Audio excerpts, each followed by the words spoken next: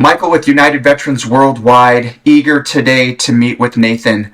I recently got in contact with him on LinkedIn through a fellow associate of ours who highly recommended him and his story and his journey. And so we arrive at today where I finally get to meet with him. And I say face-to-face, but we're really on video in different parts of the country. But I'm eager today to get to know him a little bit better. And so Nathan, would you mind walking us through your introduction to who you are and why you're here today?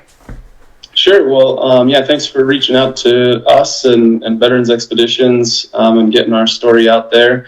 My name is Nathan Perrault. I originally grew up in Maryland, and after high school in 2007, I enlisted in the Marine Corps as an infantryman. I went on 2 deployments, one to Iraq, one to Afghanistan. After my discharge from the Marines, I moved to Colorado for college, and I'm pursuing careers in kind of guiding and taking folks outside. It's something that I'm really passionate about, and the outdoors has helped me significantly, and I just love sharing that with other people. Incredible. Well, now we get to go backwards in time a little bit, Nathan, and I'll take you backwards. So you mentioned that you'd served in the Marine Corps. What year did you join? 2007. Okay. And let's see, where was I in 2007? I had just crossed over into the Army from the Navy. I was a corpsman for 7 years. Crossed over into OCS, and then went right into infantry training, into Ranger training. So 2007, I was just finishing up Ranger school and about to hit to my unit. So great. Yeah, our executive director is a Ranger from the early 90s. Tough guys. Yeah, definitely. All right, and you mentioned 2 deployments. when the global audience stayed listening hears that 2 deployments, one to Iraq, one to Afghanistan, and I don't know your story, but I imagine it's very different deployments. Yeah, absolutely. Iraq, it was 2008 into 2009. The Marines thankfully only deploy for 7 months compared to the Army's much longer ones typically. And Iraq, by the time I was there, was pretty saturated with U.S. troops, and so it was relatively calm deployment compared to some of those guys that were there in 04 to 06 time frame. So I didn't really see much combat at all in Iraq. A couple of pop shots here and there, and a couple. Where were you? Ramadi. Okay. We were in Iraq at the same time. Okay. Yep. Yeah, I was in really at a patrol base in between Fallujah and Ramadi. We would drive to Ramadi for all of our resupply missions and stuff like that. But general Ramadi area. Yeah, we were right next door to each other because I was in southern Baghdad, the Triangle of Death, Mahmudiyya, Ludafiya, Yusufiyya. We could see Fallujah from our vantage point. Okay. Yeah. Yeah. And then, we got back from that deployment, and typical Marine rotation. We have about 7 months of kind of getting back to the basics. You get your new lieutenants, and they want to show off that they can do land navigation. So you do a little bit of easy footwork for a few months, and then you start to ramp up again for your next deployment. Originally, we were slated for a MU, Marine Expeditionary Unit. Those are the deployments where you go on boats and kind of sail around the oceans in the world and kind of wait for something catastrophic to happen, whether it's a natural disaster or some sort of conflict where they can insert them quickly. But the unit that was doing the invasion into Marja, they learned that they quickly needed to get another unit in there to help out. So they switched our deployment from a MU over to deploying to Marja, Afghanistan. And that was definitely a much heavier deployment with lots of combat, lots of IEDs. That was, July 2010 into February 2011. That's not any downtime to recover in between there. I think the first deployment was mellow enough that got me enough experience to be then kind of the senior Lance Corporal in the Marine Corps world. Mm-hmm. That's a Lance Corporal E3 that's been deployed once before, but I didn't see a whole lot of combat. But the I gained a lot of skills around, just even handling radios and how to have radio etiquette, how to conduct patrols. In Iraq, we were mounted on vehicles most of the time. Afghanistan, we were all on foot. And I was happy to be on foot in Afghanistan. Just with the IED threat, it's a lot slower pace that you can kind of take that environment in around you and kind of pick up on those signals that there might be something in that area. So I was appreciative to be on foot in Afghanistan. What was your unit in Afghanistan? I was with 2nd Battalion, 9th Marines for both of my deployments. Yeah. And did that same unit go with you in Iraq and then go right to Afghanistan? So a lot of the same guys, everything? Yep. Okay. My kind of generation, I call it, we had 2-9 had just stood up when I got there in early 2008 before my Iraq deployment. Before, it was a different battalion that did different kind of missions. And then they kind of revamped it into a normal infantry battalion. So they were filling a lot of those slots with new guys fresh out of infantry school, and myself being one of them. So that was a good deployment for us because it wasn't that kinetic with having so many new guys in there. So it got us a lot of skills and helped us kind of get ready for the next deployment, which was definitely a lot more major. Yeah. So 2008, 2009 in Ramadi, 2010, 2011 in Afghanistan, in vehicles, on foot. Did you feel like your unit was well enough trained in that in-between time frame to go to Afghanistan and do that work? If you were preparing for a MU, that's a totally different experience, right?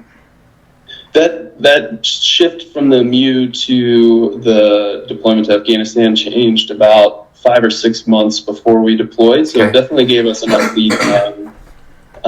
We definitely changed tactics. The MUs have a lot different training regiments than like deploying to Iraq or Afghanistan. So we did the typical go to Fort A.P. Hill in Virginia for some training for a month in December, and that was nice and cold.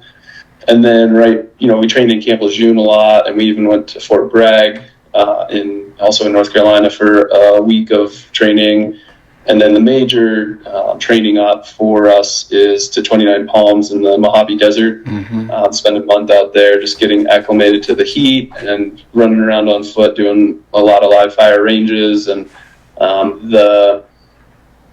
one of the ranges there, they incorporate pretty much the whole Marine Corps into it. You have tanks and artillery and helicopters and jets, and everybody's coordinating together to take out the targets that are at this training range. And so it's definitely really cool to see the firepower in person.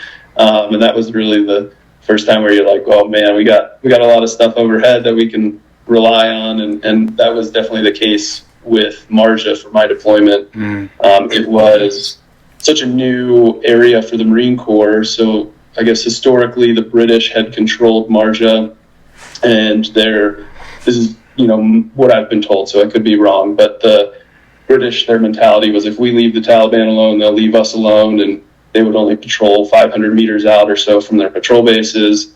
And so when the U.S. took over that AO, the area of operation, the initial battalion that went into, 2 battalions that went into Marja, of course, started pushing out further than those patrol bases, and Taliban had put in a ton of IEDs and reinforced areas for gunfights. And so the 2 battalions that came ahead of us definitely took more of a brunt than we did. But, we were getting shot at on our helicopter ride into Marja and had to just kind of maintain what we had taken back from the Taliban. And it was definitely like, roads that you're like, okay, as soon as we cross over this road, it's game on for every foot patrol. So it was definitely kinetic. And my Iraq deployment, I felt like I didn't get what I wanted out of being an infantry Marine, and I definitely got that fix with my deployment to Marja, Afghanistan, for sure. Yeah, that's amazing. I love the fact that you state that you didn't get what you wanted as an infantryman out of that, right? You needed everything that we do in infantry, and I was infantry for almost 5 years in the Army. Yeah, everything we do in training is to take the fight to the enemy, and if someone else is leading, or if we're just watching from a distance, it's just not the same as what we've trained for. I can identify with that. I think we had a little bit more contact in Iraq maybe than you guys did, according to your story, but it still wasn't anything like it was 2 years prior to my getting to the location. I interviewed a soldier recently, Aaron, who in 2005, 2006 deployed to the same Triangle of Death, the same exact location 2 years earlier, and faced a hellacious storm of IEDs and coordinated attacks. Guys were lost, equipment was lost. It was just horrendous, and that those guys had to deal with. So one of the things I got to say on the interview was how grateful I was for their efforts, and it didn't go unnoticed, and they set the groundwork for us, the 1st Infantry Division, to come in after them a couple of years later and really clean up. But we didn't face half the challenges that they ended up facing, right? So as you talk about Afghanistan, I never deployed to Afghanistan. I was on train-ups ready to go, and I trained units to go, but I never stepped foot there. Part of it was because I joined civil affairs in the special operations community, and my area of focus was Africa. So while people were in Afghanistan, I was in Africa refugee camps. So it was just a different experience. So can you walk me through some of your highs and lows in Afghanistan? Sure. Yeah. So we got there in July, and it was nice and hot, temperature wise, and we get embedded with the unit that we're relieving, and we do this left seat, right seat thing, where left seat being the driver's seat, we're in the passenger seat. The unit that we're relieving has been there for 5-6 months, and they start to show us the area, what buildings they typically get shot from, where they typically see IEDs going in the ground.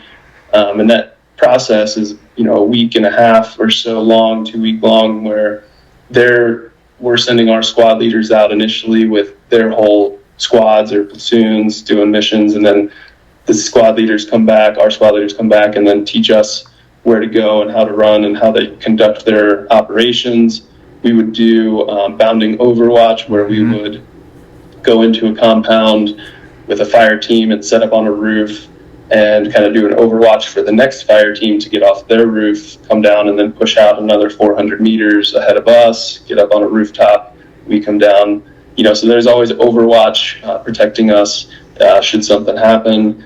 And yeah, within the first week of the other unit actually leaving, we were getting into firefights pretty much daily. And this is Helmand province, where it's really flat, so I didn't see any of the beautiful mountains, and I'm definitely a mountain guy. Love spending time in the mountains here in the States, so I was a little bummed I didn't really get to see the mountains of Afghanistan, but just flat desert. I don't know the validity of it, but we were told about 85% of the world's heroin comes from Helmand province. And a lot of that was in Marja area. We were walking through poppy fields and finding processed heroin. And when poppies weren't being grown, it was marijuana. So we would walk through 10, 20 acre fields of marijuana. And that's just how the Taliban funds the war. From what I was told, the Taliban would force these locals that lived in Marja to grow the crops and force them to give the money, to them to fund the wars and things like that. And our interpreter was really good, and through the ICOM, at least that's what we call that little cell phone kind of interceptor thing, he could tell okay, this guy is probably the squad leader for their Taliban unit because he's got a Pakistani accent. So there's definitely Pakistanis in our area that were coming in to be the enforcers and force locals to either join their squads or force them to grow crops or both. In the whole time I was in Marja, which was 7 months, we had 2 Afghan locals that actually helped us out and told us where IEDs were, and told us where the bad guys were. It was pretty much everyone just kept to themselves. They didn't want to get caught telling us where things were, because then they could get killed and their family killed for helping us out. So a lot of like just mud hut buildings, and a couple hundred yards apart from each other, rural farm area basically. And we would just do 3 patrols a day and stand in the guard tower. So you kind of had a rotation with your platoon, or if you were on a squad-sized patrol base, you would have 2 guys on a base by themselves while the rest of the squad goes out for a couple hours. So definitely felt like a little risky, but it definitely was the right kind of tactics to have in that situation. With the excitement and the adrenaline rush of firefights, which is definitely the best adrenaline rush I've ever had, comes the bad too, with losing friends. And that for sure has happened with my unit. We lost 15 guys, and out of 600 total for our battalion. And sadly, that's about average for a kinetic deployment, at least at that time. Yeah, you've mentioned some key pieces here. One of which is that the adrenaline rush when there's danger and there's action, and it can become an addictive drug. We want more of it. And one of the stories I've heard repeatedly told by veterans is that when they get home, all they want to do is go back and experience that again. And so I can identify with that piece too. The second one, though, is losing friends. For the global audience listening today, when you're involved in a combat scenario and chaos is happening, because there's always some amount of chaos, it's not the time or place to start to process what's happening, and there's no time for it. And that loss just gets pushed down. You don't ever forget the image. You don't forget the face or the name. But those things will eventually come back up to the surface, right? And so, how are you able to cope with those experiences as your life's in danger every day in firefights, and then you start seeing guys who were capable, even more capable in some cases, losing their life? Yeah, I think you lean on your team a lot, your fire team, your squad, your platoon a lot.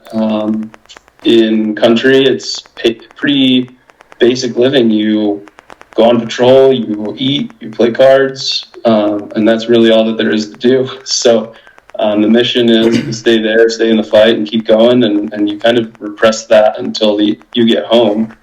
A lot of people deal with it differently, some negative ways, some positive ways. I think finding a veteran community once I started college was definitely important for me. Once those feelings definitely started to come back up, and having good college friends that I didn't know from the military, but they had similar experiences. I had 3 roommates who were in the Army, and they all had similar combat deployments, intense combat deployments, and we could all just kind of talk together in the evenings or whatever after classes were over, and goof off and tell jokes, and the funny side of things too. But they were also there to have those serious conversations to support you and help you kind of process these things. And it's war. It's not some sort of play scenario. You're actually out there trying to kill because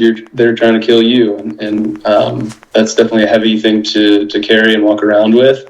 But I think the community is what has really helped me through that. And so we'll get to that maybe later, but the Veterans Expeditions piece has been a huge help to me, a big support network for me. I've got really good close friends that I work with regularly, and just having really close friends to lean on is definitely important. Yeah, that's critical. I'm glad you've mentioned some of these pieces. For one, you were able to go back to get back home, get out, start college, experience the college life as a young man. But you weren't the same as the other guys. You know, like you've gone through different life-changing experiences than they'd gone through, and for you to match up with Army guys who are veterans, what a blessing that was to find that group.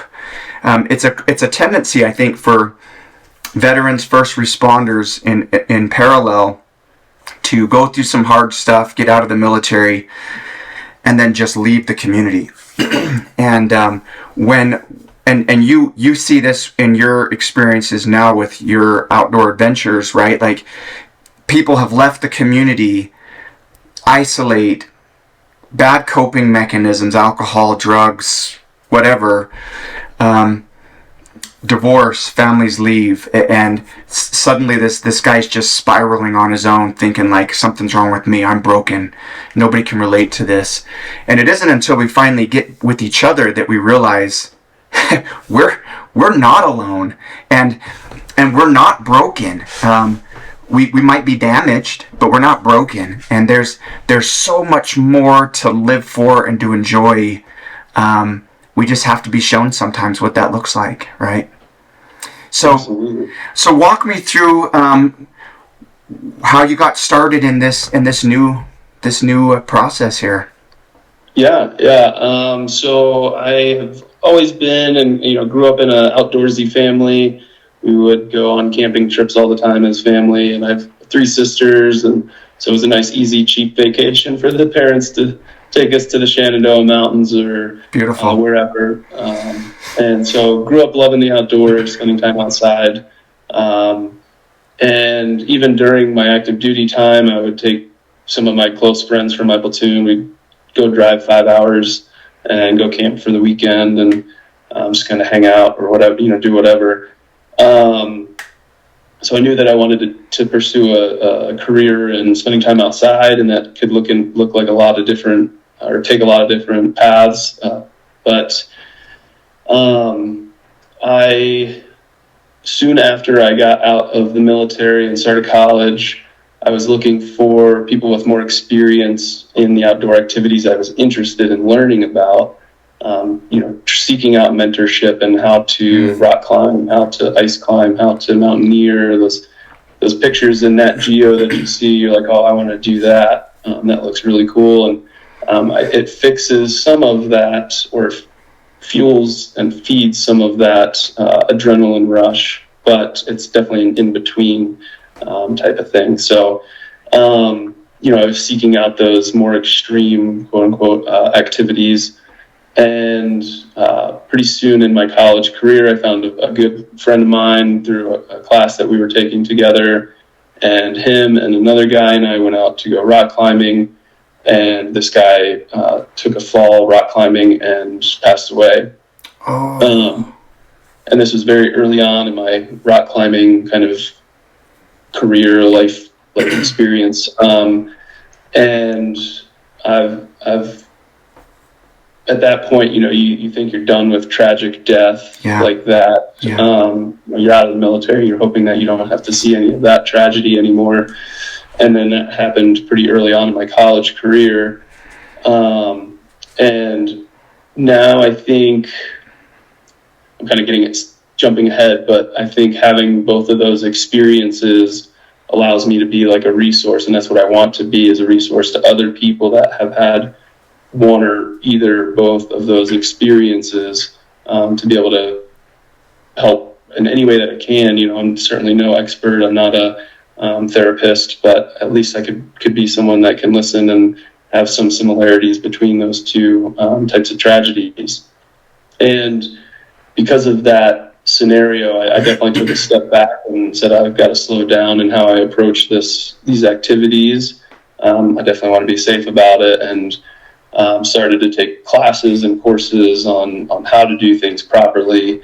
And that definitely just sparked my interest more and more and more.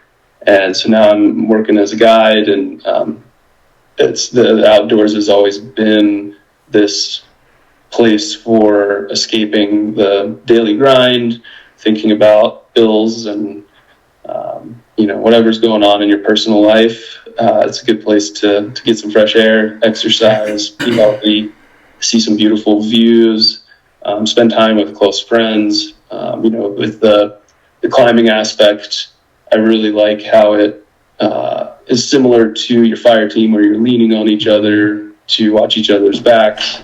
The climbing world is similar for sure, where you're belaying each other in life or death situations. So I definitely find a lot of parallels between those two worlds. Yeah. Well, I'm sorry for the loss of a friend at a critical stage of your recovery from combat in general, and then to see that happen. Yeah, I can relate. I've had friends who've taken their own lives because of not coping well, and the second would be just accidents. And you're like, we survived all of that just to get in a car crash and die? Oh my gosh. So yeah, no, when we talk military first responders, we're talking to the general public about traumatic experiences, and everybody can speak that same language. Everybody's had something that for them has become a tragic occurrence. But one thing I like what you've done, Nathan, is you took that second tragedy that you experienced, and instead of saying, I can't do it, the voice on the shoulder saying, well, you shouldn't have done that, you were going too fast, whatever, you weren't safe enough, you were whatever. And instead of listening to that voice, you listen to the other side that's like, okay, I can move forward. I do it more evenly stepped, better procedures, better technique, whatever. And I recognize that this is a process of healing from here. I don't know that everybody could have made that same decision that you did, but it's obvious that decision has influenced the trajectory of your life in a great way. Big time, yeah. It all happened kind of, I don't know the right word to use it, serendipitously. Like, my friend passed away in the climbing accident, which propelled me to Colorado. Had some major flooding right like a week or two after that accident. So I started volunteering for Team Rubicon and doing a lot of the flood mitigation work, demoing houses. And through that, I heard about Veterans Expeditions, looked them up, and they had an ice climbing trip in like 2 or 3 months out after the floods. So I signed up for the trip and had a great time on that first trip. And our executive director, Nick, I didn't know this guy at all, and I just kind of like word vomited out some of this stuff because it's been so fresh in my mind. Yeah. And he was nothing but supportive and just listened to me. And I just got more and more invested. I was like, what's the next trip I can go on? I want to come hang out again some more. And went on a few more trips, and pretty quickly he invited me to go to Alaska to climb Denali and then go on this amazing week-long fly fishing trip where we planed into a little lake and pumped up some rafts and floated down the river for a week and caught salmon. And so I had an amazing 8 weeks in Alaska. And after that trip was over, I kind of just pulled him aside and I said, hey, what can I do to help out the organization? I want to give back because this has been so incredible. And he was just like, come on out on trips and help me run things. And as my skill sets have grown within the mountaineering and climbing worlds, I've been able to kind of increase the number of trips I can help out on and the technical skills that they require and things like that. So I have taken a lot of guide courses through the American Mountain Guide Association, and want that experience and education to get funneled back into the organization to help improve our safety margins and the different types of adventures that we can go on. Mm-hmm. So instead of just day hiking, which is totally fine, and we have trips like that, but we can also now run trips on Rainier and Baker and things like that. So it's definitely been a big thing of mine because of how much the organization has supported me. I want to also give back and bring that experience to other people. Yeah. You made a comment that I find interesting. You said, I'm not a therapist. And when I moved to Cache Valley here in Logan, Utah, northern Utah, my wife told me, she's like, hey, you need to find a therapist and let's keep this process of improving going. So I did. I started to look for a therapist, and everything I was hearing was 6 months to a year wait time to get on with the therapist. And I was like, it is good that I am not as low as I was before, because I wouldn't be here. There's nothing here. And how sad I was that I didn't recognize that one of the best tools and resources we have are each other. And you may not be a clinical psychologist, me neither. But the work that we're doing to help veterans today, you taking them out into the outdoors, no pressure to tell stories or talk, and yet they do. Me inviting people on here, I don't have a pre-written script for them. They tell me what they want to tell, and sometimes they go deep, and afterwards feel so much better. So veteran to veteran, first responder to veteran, and like back and forth, we've got to be that conduit for most of them. And yeah, I'm not a clinical, and I'm not going to tell you to take 2 of these and and whatever. But I will say, let's get healthy. Let's get moving. Movement is medicine. Get outside. Get that first sun over the mountains in the morning like I do. Walk barefoot through your grass when you're struggling with anxiety. Buy a cheap tub from Temu, $30. You blow it up with air and fill it with water. And when you have anxiety or depression, cold plunge that sucker. And see what happens when you come up out of that water, and how your body just feels alive, and so does your mind. Like, there are so many other tools that you and I have to offer people that doesn't include medication always, and can benefit people in a great way. So would you mind sharing a couple of experiences of people who have gone with you on these trips and what their journey has been? Sure. Let me think of a couple of specific people. We've had, so one of my really good friends that I met through Veterans Expeditions, he was on the Denali trip with me.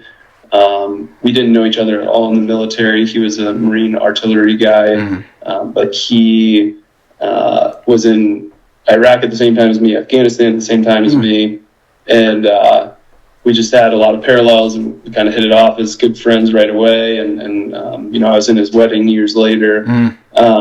But both of us have broken down and cried on trips, usually in small groups, off to the side type of thing, where the conversations get heavy. And we use that time to build that camaraderie back and get, close friends through just meeting each other out on trips. We have similar interests. We're obviously attending this trip because we want to learn how to rock climb or ice climb, whatever the trip may be, mountain biking. But pretty quickly you start to make good friends, and then a lot of those times you have people that meet on our trips, and then they become close friends, and then they start to go out on adventures on their own, which is what we want. That's we say that the outdoors is the conduit, the method of us getting to meet each other and then building these friendships, and that are so helpful.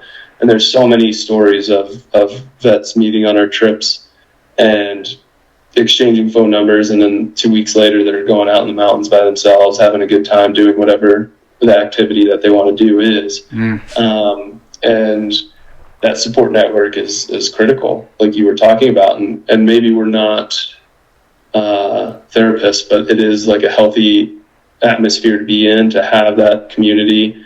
There are, I don't know all the literature of it, but having people to lean on is one of the critical pieces for preventing suicide. And if you feel alone and you're isolating yourself, you're definitely a lot more at risk than if you have friends that you can text, call, could show up at their house, whatever, and say, hey, I'm in a bad spot, I need to talk.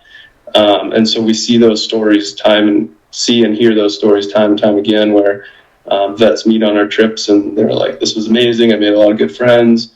We see them adventuring together, and a year later we hear that, hey man, I was in a really dark place 6 months ago.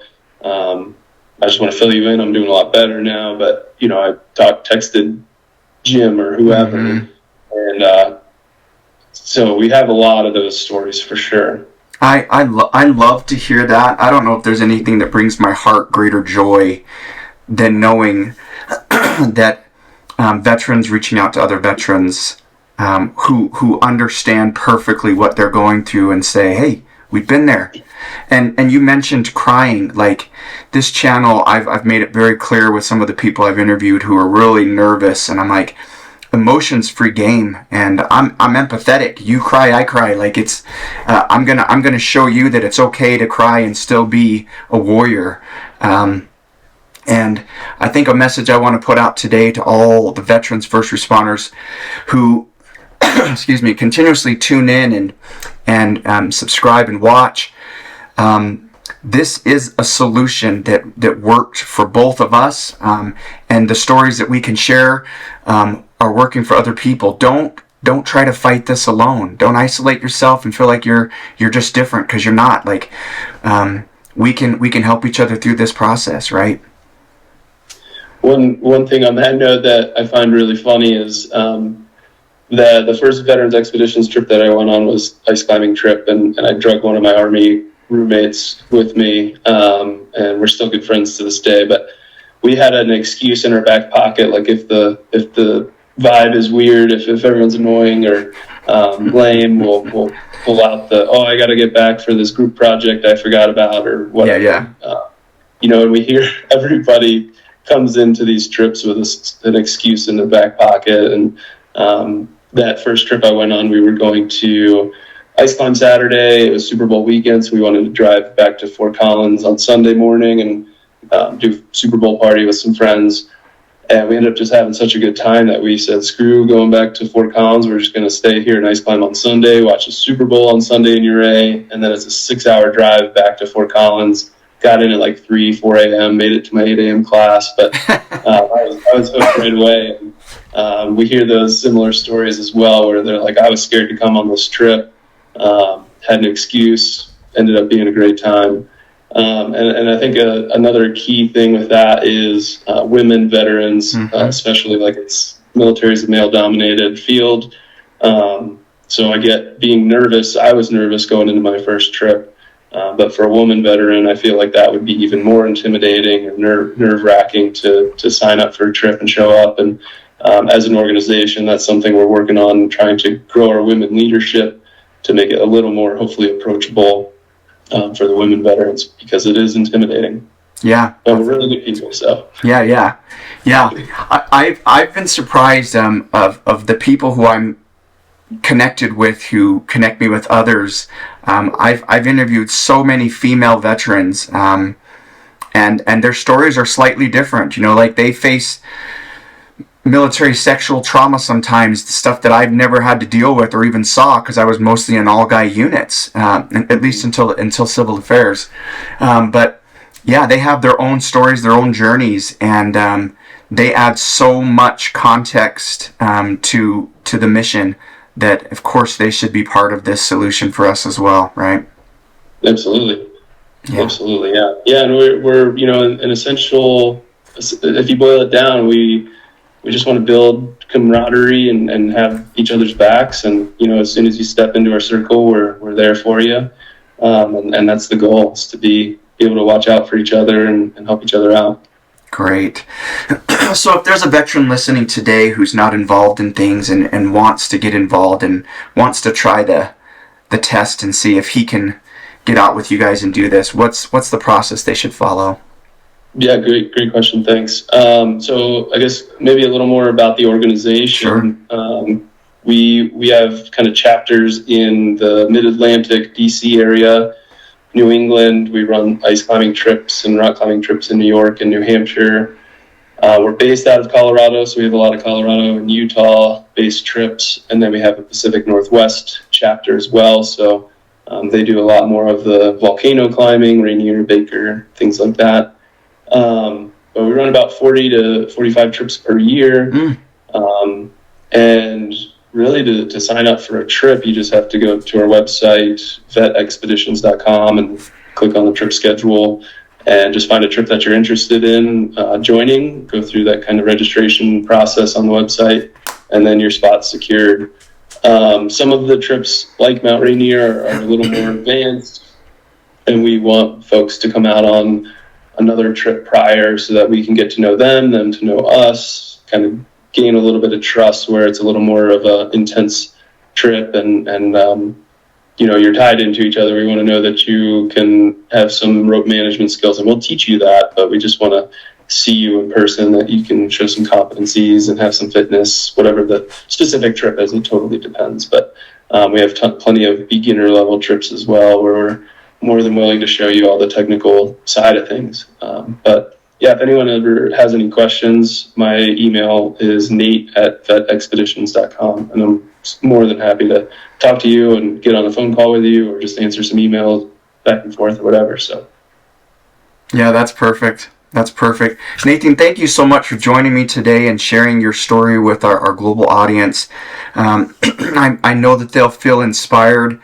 The world is a beautiful place. There's so much nature to see and to love in every part of the world. So wherever you guys are at in the world, follow what Nathan's suggesting and get out there and explore and learn the skills to keep you safe and also to have an incredible adventure. And adventure means things are going to go right and go wrong at the same time, but nothing too serious, right? It's all part of the experience.